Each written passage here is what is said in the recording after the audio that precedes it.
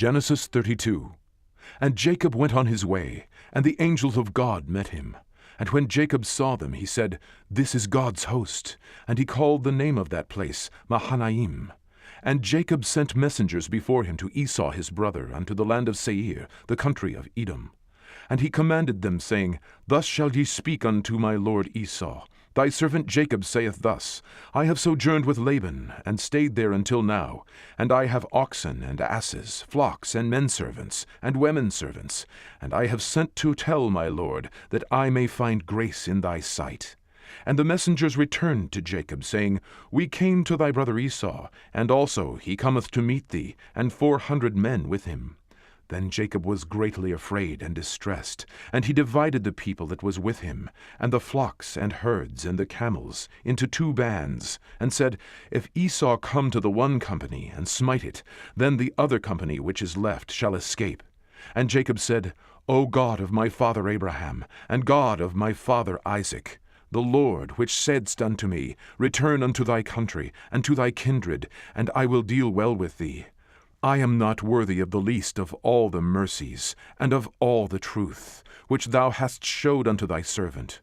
For with my staff I passed over this Jordan, and now I am become 2 bands.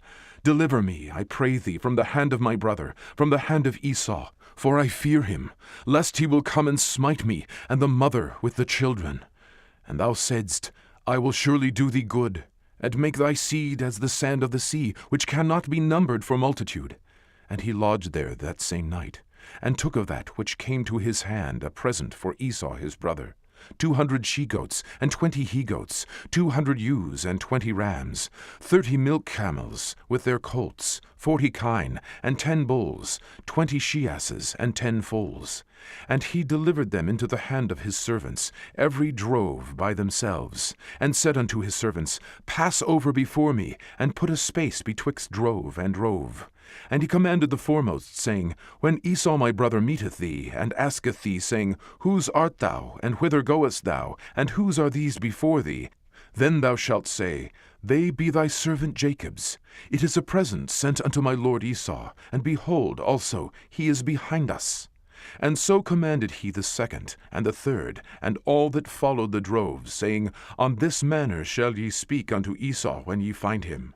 And say ye moreover, Behold, thy servant Jacob is behind us. For he said, I will appease him with a present that goeth before me, and afterward I will see his face. Peradventure he will accept of me. So went the present over before him, and himself lodged that night in the company.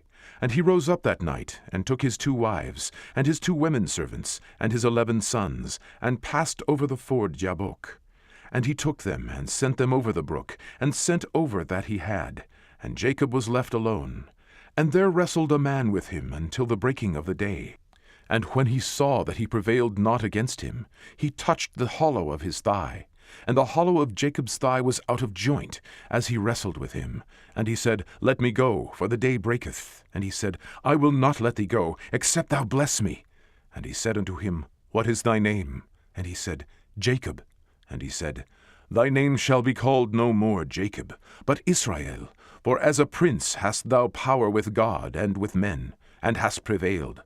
And Jacob asked him, and said, Tell me, I pray thee, thy name. And he said, Wherefore is it that thou dost ask after my name? And he blessed him there. And Jacob called the name of that place Peniel, for I have seen God face to face, and my life is preserved. And as he passed over Penuel, the sun rose upon him, and he halted upon his thigh. Therefore the children of Israel eat not of the sinew which shrank, which is upon the hollow of the thigh unto this day, because he touched the hollow of Jacob's thigh in the sinew that shrank.